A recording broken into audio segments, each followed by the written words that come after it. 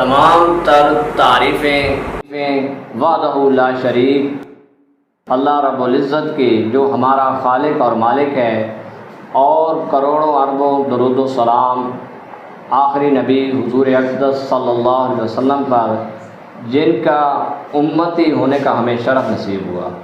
السلام علیکم ورحمۃ اللہ وبرکاتہ۔ تمام ناظرین کیسے ہیں آپ؟ آج ایک مرتبہ پھر ہم آپ کی خدمت میں حاضر ہیں مسائل قربانی ٹرانسمیشن کے ساتھ۔ یہ ہماری دوسری نشست ہے، یعنی سیکنڈ نشست۔ آج پھر ہم اس نشست میں ایک عالم دین سے مسائل قربانی سیکھنے کی کوشش کریں گے اور ان سے کچھ سوالات کریں گے۔ آپ اگر ہمارا پروگرام فیس بک پر دیکھ رہے ہیں تو ہمارے فیس بک پیج مولانا عبدالسلام رحمانی کو لائک فرسٹ فالو ضرور کریں، اور یوٹیوب چینل الحسنین میڈیا کو سبسکرائب اور بیل آئیکن کو پریس کر دیں تاکہ ہماری ہر نیا پروگرام اور آنے والی ویڈیو آپ تک پہنچ سکے۔ جی تو ناظرین، آج اس شخصیت سے ہم سوالات مسائل قربانی کے پوچھنے جا رہے ہیں۔ وہ ایک عالم دین اور نوجوان عالم دین شخصیت ہے جس کے بیانات آپ ہمارے فیس بک پیج اور یوٹیوب چینل پر دیکھتے رہتے ہیں، اور وہ ہمیں آگاہ بگاہ جو بھی دین شریعت کے اہم موضوعات اس پر اپنے بیانات ریکارڈ کراتے ہیں۔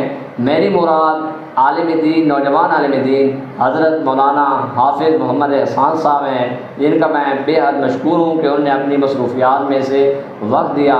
السلام علیکم ورحمۃ اللہ وبرکاتہ۔ وعلیکم السلام ورحمۃ اللہ۔ الحمدللہ الحمدللہ۔ سب سے پہلے تو میں آپ کا شکریہ ادا کروں گا کہ آپ نے اپنی اتنی مصروفیات میں سے ہمارے لیے وقت نکالا اور ہمیں دین کے معاملات میں ہمیں آگاہی کرنے کے لیے وقت دیا۔ تو ہم اپنا پروگرام شروع کرتے ہیں۔ تو حضرت مسائل قربانی ہماری ٹرانسمیشن ہے، تو اس بارے میں شروع کرنے سے پہلے میں آپ سے یہ سوال کروں گا کہ یہ جو ذی الحجہ کا مہینہ شروع ہونے سے پہلے کہا جاتا ہے کہ بال نہ تراشیں، ناخن نہ تراشیں، اس بارے میں شریعت کا کیا حکم ہے؟ اس کے متعلق بات یہ ہے کہ جس بندے نے قربانی کرنی ہو، جو صاحب نصاب ہو، جس نے قربانی کرنی ہو، اس کو اس بات کا زیادہ اہتمام کرنا چاہیے کہ چاند نظر آنے سے پہلے جو ہے وہ غیر ضروری بال اپنے جو صاف کر لے، تراش لے، اور تاکہ اس کے بعد جو ہے پھر جانور ذبح کرنے کے بعد اگر اس نے تراشنے ہیں تو اسے اجازت ہے۔ اس سے پہلے جو ہے نا وہ یہ کام نہ کرے۔ یہ بہت عمل جو ہے بڑا اجر والا ہے، اور اس کی جو ہے نا مشابہت ہوتی ہے حج والوں کے ساتھ۔ اچھا، ہاں، جزاک اللہ۔ حضرت دوسرا سوال ہمارا یہ ہے قربانی سے متعلق کہ قربانی کرنے پر کتنا اجر ملتا ہے، اس کی کیا ثواب ہے؟ ایک شخص قربانی کرتا ہے، ایک شخص قربانی کرتا ہے اگر، تو اس کو جو اجر ملتا ہے وہ فرمایا کہ جانور کے ہر بال کے جو ہے برابر کے بدلے میں ایک نیکی ملتی ہے۔ صحابہ نے عرض کیا یا رسول اللہ، یہ اگر دمبا ہوا تو وہ تو اون والا ہوتا ہے، تو حضور علیہ الصلوۃ والسلام نے فرمایا کہ جی دمبے کے جو اون، اس کے اوپر جو اون ہوتی ہے وہ تو اور زیادہ ہوتی ہے، حدیث کا مفہوم ہے۔ فرمایا کہ اون کے جو بال ہوتے ہیں وہ اور زیادہ ہوں گے، پھر بال کے بدلے میں ایک نیکی ملے گی۔ اچھا، ماشاء اللہ۔ اچھا، اس کا بہت بڑا۔ اچھا حضرت یہ بتائیں کہ ایک شخص پر زکوٰۃ فرض ہے، یعنی اس پر زکوٰۃ کا نصاب بن جاتا ہے، لیکن انہوں نے زکوٰۃ تو ادا نہیں کی، لیکن قربانی وہ کر رہا ہے، کیا اس طرح قربانی کرنا ٹھیک ہے؟ زکوٰۃ جو ہے وہ ادا نہ کرنا الگ طور پر وہ گناہ گار ہوگا۔ اچھا، لیکن جب اگر وہ صاحب نصاب ہے تو اسے چاہیے کہ وہ قربانی کرے۔ اچھا، زکوٰۃ بھی ادا کرنی چاہیے، لیکن اگر اس نے نہیں کی تو یہ نہیں ہے کہ اگر آپ زکوٰۃ ادا نہیں کی تو وہ قربانی بھی نہیں کر سکتا، ایسی بات نہیں ہے، قربانی اسے کرنی چاہیے۔ یعنی یہ دونوں الگ الگ حکم ہیں۔ ہاں جی، ہاں۔ اچھا، جزاک اللہ۔ اچھا حضرت یہ بتائیے گا کہ جو بڑا جانور ہوتا ہے جس میں 7 حصے ہوتے ہیں، بڑا جانور جس میں مادہ اور نر دونوں شامل ہیں جو شریعت نے بتائے ہیں، اگر اس میں ایک جانور حاملہ ہو تو اس کی قربانی کرنی ٹھیک ہے؟ حاملہ جانور کی قربانی میں کوئی حرج نہیں ہے، لیکن اگر قریب الولادت ہو تو اس کا خیال رکھ لیا جائے۔ تو اہتمام کرنا چاہیے کہ قریب الولادت نہ ہو، اور اگر حاملہ کا پتہ چل جائے تو انسان کو چاہیے کہ اسے ذبح نہ کرے، لیکن اگر تحقیق نہیں کی جی اور ذبح کر لیا ہے تو یہ نہیں ہے کہ اس کی قربانی نہیں ہوگی، اس کی قربانی ہو جائے گی۔ اور اگلی بات میں آپ کو بتاتا چلوں کہ اگر حاملہ جانور کو ذبح کیا ہے تو اس میں سے بچہ نکل آیا، حضور علیہ الصلوۃ والسلام سے صحابہ نے سوال کیا، یا رسول اللہ، جانور میں سے جو بچہ نکلا ہے اس کا کیا حکم ہے؟ اللہ کے محبوب پیغمبر صلی اللہ علیہ وسلم نے فرمایا کہ جانور میں سے جو بچہ نکلا ہے اگر وہ زندہ ہے تو تم اسے ذبح کر کے کھا سکتے ہو، اگر وہ مردہ پیدا ہوا ہے تو حکم یہ ہے کہ آپ اسے حرام سمجھ کر ڈال دو۔ ٹھیک ہے، ماشاء اللہ۔ اچھا حضرت، یہ کہا جاتا ہے کہ جو جانور چھوٹے جانوروں میں سے بکرا ہے اس کے بارے میں کہا جاتا ہے کہ خصی جانور، اس کی کیا کوئی عجیب سی فضیلت ہے یا کیا ہو؟ خصی ہو یا غیر خصی ہو، قربانی دونوں کی ہو سکتی ہے، ٹھیک ہے، لیکن یہ جو خصی کیا جاتا ہے اس کی وجوہات کیا ہے؟ وجہ یہ ہے کہ جب خصی کیا جائے تو اس کے خصی کرنے کی وجہ سے اس کی جان میں، اس کے چارہ کھانے میں، اس کی صحت میں آپ بہت بہتری دیکھو گے۔ تو اس لیے ہمارے علماء اکرام جو ہے وہ چند دن پہلے ایک مولانا صاحب سے مسئلہ پوچھا گیا تو انہوں نے یہ بتایا کہ جب وہ خصی کیا جائے گا تو جو اس کا مادہ بغیر خصی کے ضائع ہوگا وہ ضائع نہیں ہوگا، اور اس کی جان میں لگے گا، وہ جسم میں سرایت کرے گا، وہ ہٹا کٹا ہوگا، کھانے میں اس کا دل کرے گا۔ اور پھر فرمایا کہ میدان محشر میں جب پل صراط سے تمہیں جب وہ اٹھا کر گزرے گا تو دوڑ کر طاقت کے ساتھ گزرے گا۔ یہ ایک انہوں نے ویسے ہی بات عمومی طور پر بتا دی، لیکن اس میں حرج کوئی نہیں ہے، خصی یا غیر خصی جس بندے کا جیسے دل چاہے۔ حضرت نے نقطہ دیا، ماشاءاللہ، بڑی حکمت کی بات بتائی کہ اس کی طاقت جو ہے وہ اس میں لگے گی۔ ماشاءاللہ، دیکھیں کتنے شریعت کے حکم میں جو ہے نا حکمت بتائی گئی ہے، ہم تو ویسے سمجھ لیتے ہیں۔ اچھا حضرت یہ بتائیے کہ جانور میں کن چیزوں کا خیال رکھنا چاہیے جانور کی خرید قربانی کرنے کے لیے؟ کچھ عیوب یا کچھ فضائل اس قسم کی بھی ہونی چاہیے جب ویسے ہی جانور؟ نہیں، عیوب سے پاک ہونا چاہیے جانور۔ اللہ جل شانہ کے جو ہے اس کی رضا کے لیے جو بندہ صاحب نصاب ہوا قربانی کر رہا ہے تو اللہ کو راضی کرنے کے لیے کر رہا ہے۔ اللہ جل شانہ اس کے دلوں کو، تقوی کو دیکھتے ہیں، تو دل کے تقوی کے لیے جب انسان قربانی کر رہا ہوگا تو فرمایا کہ قربانی جو ہے وہ عیب سے پاک ہو، عیوب والی نہ ہو۔ دیکھیے ہم اب خود اپنے گھر کے لیے جانور خریدتے ہیں تو وہ ہم کوشش کرتے ہیں کہ یہ عیب سے پاک ہو، اچھا ہو، دودھ دینے والا ہو، کوئی بڑا جانور ہے بکرا ہو تو اچھا ہو، موٹا تازہ ہو۔ تو اللہ جل شانہ کے راستے میں اگر قربان کر رہے ہیں تو اس کے لیے بھی صحت کا یا عیوب سے پاک ہونے کا اہتمام ضرور کرنا چاہیے۔ ماشاءاللہ۔ اچھا حضرت یہ بتائیے گا کہ جانور کو جس وقت ذبح کیا جاتا ہے تو ذبح کرنے میں بھی شریعت نے ہمیں کچھ آداب بتائے ہوں گے، وہ کیا ہیں جن کا؟ آداب یہ ہے کہ اکثر اوقات ہمارے معاشرے کے اندر یہ بات چلتی ہے کہ جب جانور کو ذبح کرنا تو اس کو کھلانا پلانا نہیں چاہیے، وہ جو ہے خوراک والی نالی سے بعد میں بہ رہا ہوتا ہے، مشکل ہوتی ہے، یہ ہوتا ہے وہ ہوتا ہے، ایسی بات نہیں ہے۔ چاہیے یہ کہ اس کو کھلا پلا لیا جائے، پانی پلایا جائے، چارہ کھلایا جائے، اور فرمایا کہ اس کے بعد جو ہے پھر اس کو چھری نہ دکھائی جائے، اور جب لٹایا جائے تو قبلہ رخ اس کا ہو، اور اہتمام کے ساتھ دعا پڑھ کے بہترین اچھے انداز کے ساتھ اس کو تکلیف نہ دی جائے۔ حضرت جانور کو ذبح کرتے وقت کون سی دعا پڑھنی چاہیے؟ بہت سی دعائیں ملتی ہیں لیکن اصل کیا حکم ہے؟ جانور کو ذبح کرنے کے لیے جو عام طور پر جو دعا ہے اس کا اہتمام کرنا چاہیے، بسم اللہ اللہ اکبر، یہ تو آسان سی دعا ہے، ہر ایک کو آتی ہے۔ باقی اس کے علاوہ اگر کوئی پڑھ لے تو اس میں کوئی حرج نہیں ہے، ہو جائے۔ یعنی یہ ضروری ہے دعا پڑھنی، بسم اللہ اللہ اکبر، اور باقی پڑھ لے تو پھر بھی ٹھیک ہے، لیکن حرج کوئی نہیں ہے۔ ٹھیک ہے، ماشاءاللہ۔ اچھا حضرت یہ دیکھا گیا ہے کہ جانور کو ذبح کرتے وقت کتنی رگیں کٹ جائیں تو سمجھا جائے گا کہ جانور حلال ہو گیا ہے؟ ذبح کرتے وقت جی کوشش کرنی چاہیے کم سے کم 3 رگیں جو ہیں وہ کٹ جانی چاہیے، اس سے پھر جانور حلال ہو جاتا ہے۔ اچھا اس کے ساتھ ساتھ حضرت میں یہ بھی پوچھوں گا کہ یہ جو قصائی حضرات ہوتے ہیں انہیں ظاہری بات ہے کہ عید والے دن ان کی آگے والی فلیٹ اور اس طرح زیادہ ہوتا ہے، تو وہ جو اپنے تیز دار چھری جو آلہ ان کے پاس ہوتا ہے وہ اس کی نوک جو ہے وہ حرام مغز والی جو نالی ہے اس میں سے مار دیتے ہیں، جس کی وجہ سے جانور تڑپ کر ایک ہی وقت میں اس کی جان نکل جاتی ہے۔ کیا ایسا کرنا ٹھیک ہے؟ ایسا نہیں کرنا چاہیے، یہ جانور کو تکلیف نہیں پہنچانا چاہیے، اس کی جان کا نکلنے کا انتظار کر لیا جائے، اس کے بعد جو ہے اپنی کارروائی کی جائے، یہ کرنا مناسب نہیں ہے۔ اچھا یہ مناسب نہیں ہے۔ اچھا اس کے ساتھ ایک اور میں پوچھوں گا کہ کچھ قصائب حضرات جو ہیں وہ جانور کو تڑپتا ہوا تو چھوڑ دیتے ہیں، لیکن ابھی تک اس کی روح جسم میں ہوتی ہے اور کھال اتارنا شروع کر دیتے ہیں۔ یہ بھی بات ٹھیک نہیں ہے، اس کو ٹھنڈا ہو لینا دیجیے، اتنا ٹھنڈا بھی نہ ہو کہ اس کے بعد جو ہے چمڑی بھی نہ اتر سکے، اتنا ٹھنڈا نہیں، مطلب یہ کہ جب اس کی جان نکل جائے بالکل تسلی ہو جائے کہ اب اس کی جان نکل گئی ہے تو اس وقت کھال اتارنی شروع کرنی چاہیے، یہ بہتر ہے۔ اچھا ماشاء اللہ۔ حضرت میں ایک یہاں پر سوال آپ سے یہ پوچھوں گا کہ اب کچھ ایسے ممالک بھی ہیں جو غیر مسلم ہیں، جہاں پر مسلمان ہیں تو صحیح لیکن کم آبادی میں ہیں اور ان کو اتنی آزادی نہیں ہے جتنی ہمارے ملک پاکستان میں یا مسلم کنٹریز میں ہے، تو وہاں پر جو غیر مسلم ہیں وہ اپنے ذبح خانے میں حرام جانوروں کو ذبح کرتے ہیں، جیسے سور ہو گیا، جیسے چین اور امریکہ جیسے ممالک ہیں وہاں پر مسلمان تو ہیں، لیکن وہاں کے مسلمانوں کا یہ سوال ہے اور سننے میں آیا ہے کہ وہ کہتے ہیں کہ ان دنوں میں قربانی کے ایام میں جو غیر مسلم ہیں وہ ہمیں کہتے ہیں کہ آپ اپنے قربانی کے جانور ہمارے ذبح خانے یعنی جہاں پر وہ اپنے حرام جانور ذبح کرتے ہیں ان میں آپ ذبح کر سکتے ہیں کرائے پر یا کوئی ریلیف دیتے ہیں، تو کیا ایسے ذبح خانے میں جانور ذبح کرنا ٹھیک ہے؟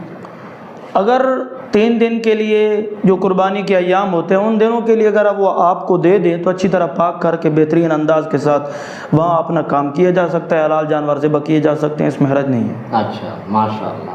اچھا حضرت یہ جو قربانی کی کھال ہے اس کے بارے میں تو واضح ہے کہ اجرت کے طور پر نہیں دینی چاہیے قصاب کو، لیکن اجرت بھی دے دی، لیکن اس کے باوجود جو قصاب ہے اس کو ہدیے کے طور پر اگر کوئی خوشی سے دینا چاہے تو دے سکتا ہے کھال۔ اگر پتہ چل جائے کہ وہ غریب ہے تو اگر وہ اس کو دے دی جائے تاکہ وہ اپنے کام میں اس کو لگا سکے تو اس میں حرج نہیں ہے۔ اچھا لیکن اجرت کے طور پر جیسے آپ یہ بات بتا رہے ہیں، جی جی یہ بات اجرت کے طور پر جو ہے کھال دینی ایسے چاہیے، ہدیے کے طور پر دی جا کوئی سکتی مسئلہ نہیں، دی جا سکتی۔ ماشاء اللہ۔ اچھا قربانی کا گوشت جو ہے یہ فروخت کیا جا سکتا ہے؟ یہ مناسب نہیں ہے، اگر قربانی کے گوشت کی فروخت کرنے والی بات آتی ہے تو پھر ہر بندہ قربانی کرنے کے بعد دکان بنا کر بیٹھ جائے گا، یہ تو مناسب نہیں مہنگائی کا ہے۔ دور جو ہے۔ بالکل بالکل ایسے۔ اچھا حضرت یہ بتائیے گا کہ جانور کا کوئی ایسا عیب یعنی جو آپ نے بتایا پہلے کہ قربانی کرنے والا جانور جو اس میں یہ عیب نہیں ہونے چاہیے، لیکن اگر کوئی ایسا عیب ہے جو ذبح کرتے وقت ظاہر ہوا ہو تو اس جانور کا اب کیا کیا جائے؟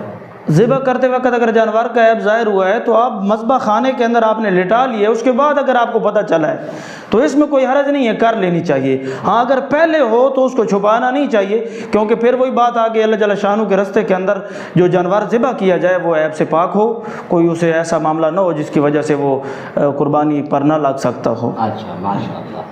حضرت یہ بتائیں کہ آپ نے بتایا کہ جانور کو ذبح کرتے وقت اس کا جو رخ ہے وہ جانور کا وہ قبلے کی طرف ہونا چاہیے، لیکن بعض دفعہ دیکھا گیا ہے کہ جس وقت جانور کو گرا دیا جاتا ہے زمین پر تو گرانے کے بعد دیکھنے میں آیا ہے کہ اس وقت لوگ کہتے ہیں کہ قبلہ رخ دیکھ رہے ہیں قبلہ، تو اس کو گھسیٹ کر کے گھمایا جاتا ہے قبلے کی طرف، کیا ایسا کرنا ٹھیک ہے؟ نہیں، یہ بات ٹھیک نہیں ہے۔ پہلے اس بات کا اہتمام کیا جائے تاکہ تحقیق کی جائے کس طرح لٹانا ہے، کیا کرنا ہے۔ سمجھدار لوگ بھی ہوتے ہیں جنہیں ان باتوں کا علم ہوتا ہے، لیکن اس کے باوجود گرا کر اس کے بعد پھر گھمانا پھرانا یہ بات ٹھیک نہیں ہے، یہ تکلیف دینا ہے۔ اچھا یعنی بعد میں نہیں کرنا چاہیے، یہ پہلے طے کر لینا چاہیے۔ ٹھیک ہے ماشاء اللہ۔ اچھا حضرت یہ بتائیں کہ جیسا کہ آج سوشل میڈیا کا دور ہے، ہر بندے کے پاس موبائل اور وہی کیمرے والا موبائل اور ویسے بھی فیس بک، واٹس ایپ، ٹویٹر، تو وہ آج کل آپ کو دیکھنے کو آپ کو بھی ملتا ہوگا کہ آپ دیکھتے ہوں گے کھانے کی تصویریں بھی سوشل میڈیا پر اور جو بھی ان کی زندگی کے معاملات ہیں وہ ہر تصویر سوشل میڈیا پر ڈال دیتے ہیں۔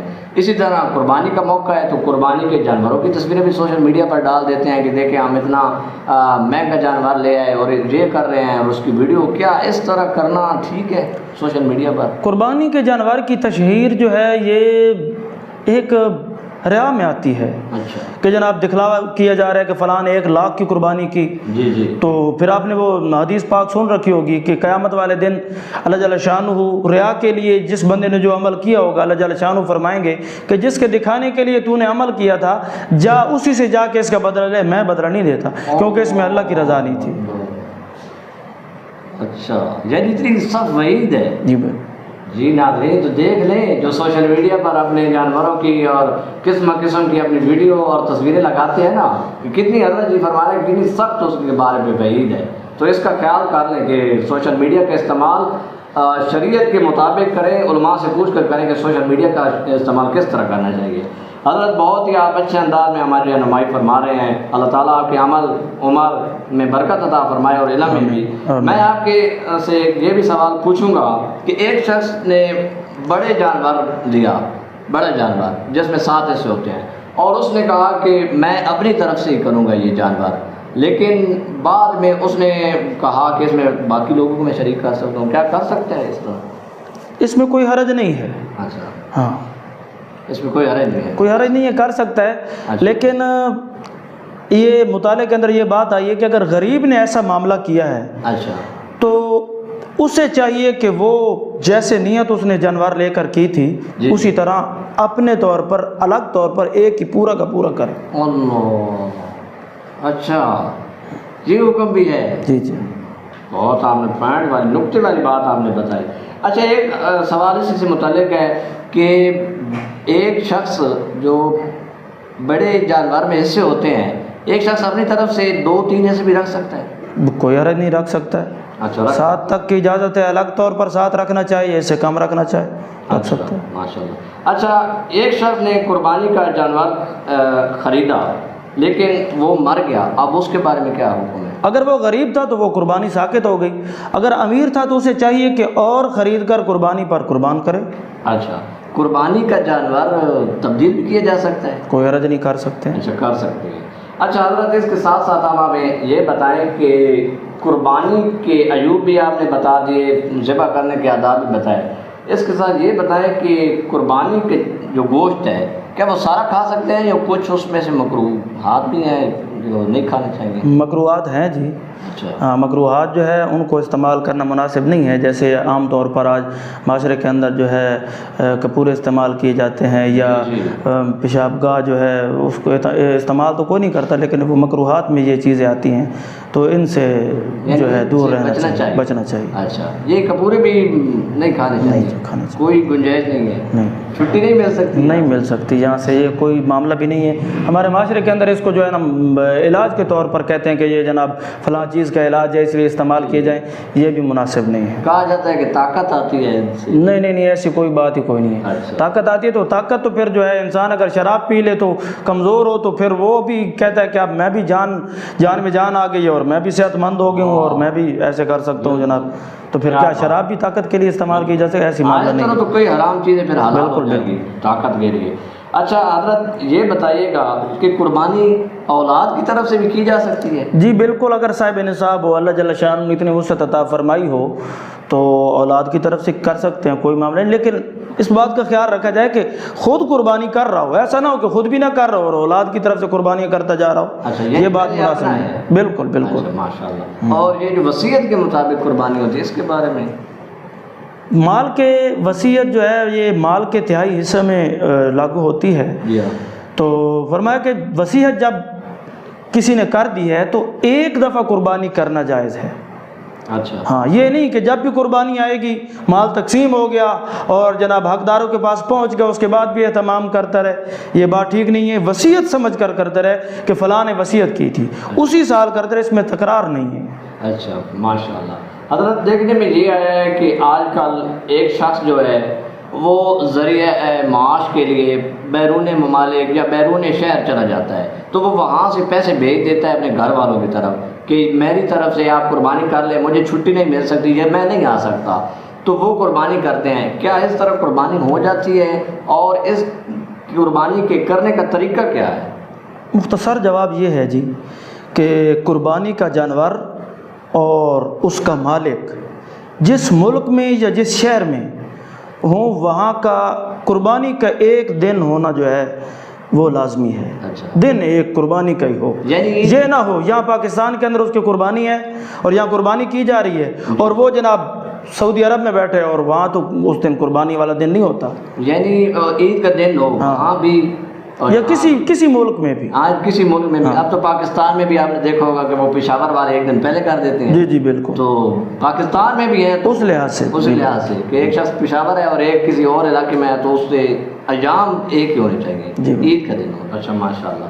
اچھا حضرت، یہ بتائیے کہ ایک شخص صاحب نصاب نہیں ہے، لیکن وہ عید کے ایام میں یعنی عید کے دنوں میں، قربانی کے دنوں میں وہ صاحب نصاب ہو جاتا ہے، تو کیا جس طرح زکوٰۃ کے لیے سال کا گزرنا شرط ہے، قربانی کے لیے بھی یہ شرط ہو؟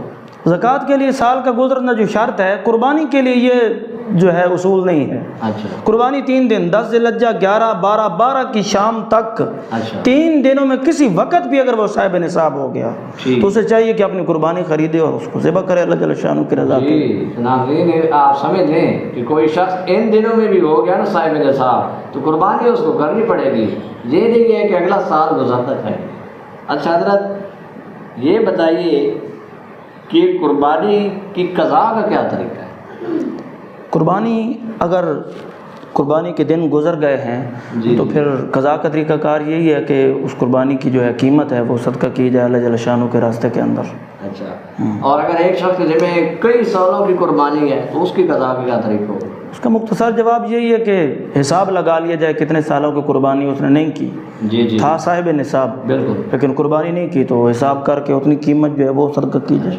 حضرت یہ بتائیے گا کہ آج کل جو ہے قربانی کے جانور ہوتے ہیں ان سے کام بھی لیا جاتا ہے مشقت کا، بچوں کو ان پر بٹھا کر گلی میں گھمایا جاتا ہے، تو کیا اس طرح کرنا ٹھیک ہے؟ مناسب نہیں ہے۔ قربانی کا جو جانور ہے جی اس کی خدمت کا حکم ہے، اس کو اذیت دینا، اس کو تکلیف دینا اور جناب اس پر جو ہے کام کاج کرنا، یہ چیزیں مناسب نہیں ہیں۔ قربانی کا جو جانور ہے اس کی تعظیم کی جائے، اس کو عزت دی جائے، ادب کے ساتھ اس کا جو ہے بہترین انداز کے ساتھ اس کو رکھا جائے۔ فرماتے ہیں کہ اگر منڈی سے خرید کر لاؤ بھی صحیح تو 2-3 دن جو ہے وہ اپنے مقام پر اس کی خدمت کرو تاکہ مانوسیت جو ہے جانور کی وہ تمہارے ساتھ ہو جائے اور محبت اس کی تمہارے دلوں میں بیٹھ جائے۔ اللہ جل شانہ نے قربانی کا جو اجر رکھا ہے وہ اس لحاظ سے رکھا ہے کہ وہ جو ہے جانور تمہیں محبوب ہو۔ اچھا ماشاء اللہ۔ جی تو ناظرین، آج کا پروگرام آپ نے دیکھا کہ مولانا صاحب نے کتنے علمی اور مختصر پوائنٹ اور نقطے والی باتیں ہمیں بتائی۔